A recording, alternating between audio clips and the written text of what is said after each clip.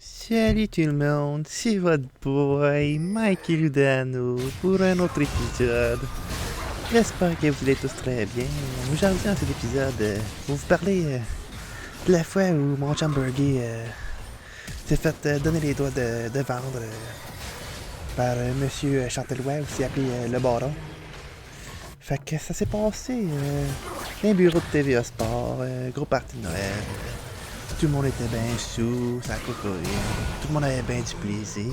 Puis là, à un moment donné, le baron, il dit OK, boys, il faut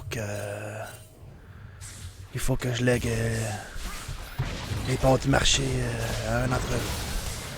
Fait que là, ça, quand il dit ça, il parlait à Normand Flynn, puis à Gaston Terrien, puis à Burgie. C'est les trois candidats pour tomber patron dans la région de Montréal.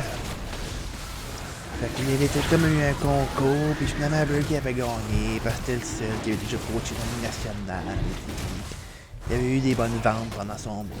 C'est lui qui a eu des ventes. Le droit de vente.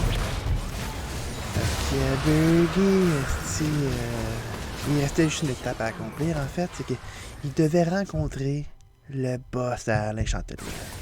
Ben ouais, c'est puis qui c'est que c'était? Ni plus ni moins que Pablo Escobar. Slack.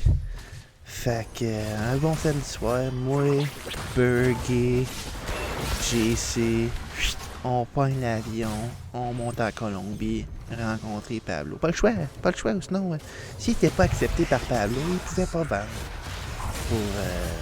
pour Montréal, parce que c'est comme ça marche dans le business. Il faut que tu te fasses accepter par le Big Boss pour pouvoir vendre. Fait qu'arrive à Colombie, bien accueilli, beaucoup d'alcool, beaucoup de cocaïne, la belle place. Fait qu'on arrive dans le bureau à Pablo. T'sais, Pablo, c'est un chic type dans le temps, t'sais, tout le monde ne savent pas ça, mais si il t'aimait bien, là, tabasse là qui te gâtait, pis tu avais pas payé moyen de temps, moi te le dire, ouf! Fait que, on a passé tout un voyage, il était gentil, il était bien aimable, moi te le dire. Ah ouais, tu dois donner un petit peu de pognon, pis c'est prêt à faire n'importe quoi. Je te dis, on s'est fait gratter pas mal toute la fin de semaine, moi te le dire. Fait que c'est ça, arrive le moment, on est dans le bureau à Pablo. Le Pablo, il regarde Burgie et il dit Michel, t'as déjà coaché dans l'Union nationale, toi? Burgie dit ouais. Il dit à ce que je vois, je regarde tes doigts pis y a pas de bague de Coupe Stanley. Burgie dit non, j'ai jamais gagné ça la Coupe Stanley. C'est parfait, tu vas pouvoir vendre pour moi. Fait que Burgie, il s'en revient vers les autres, il avait pas l'air de comprendre. Comment ça? Fait que le Pablo, il dit moi j'en fais pas de gagnants. Moi je veux des losers pour vendre pour moi. Parce que les gagnants, ça vend pas d'autres. Oh, tabasse. Hey, Pablo, là, tout un tenace.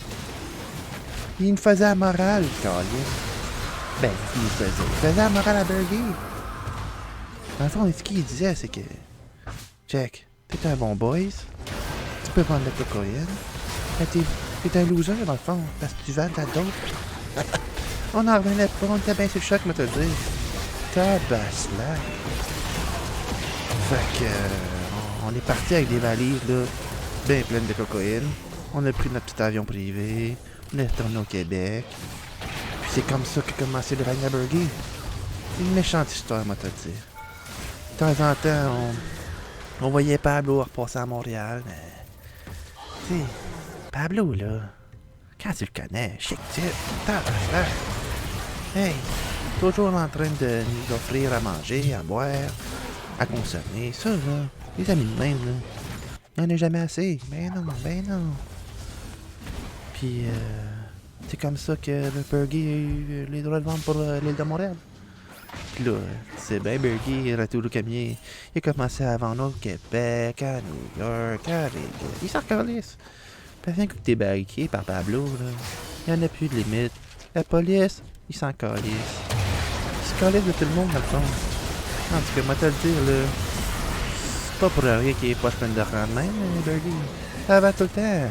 Ça va. Il est en train de quasiment de voler la peau du marché à Pablo en Colombie. Il était en train de vouloir le vendre. Parce que t'en as jamais assez de pognon quand tu commences à vendre. Ben non, voyons donc.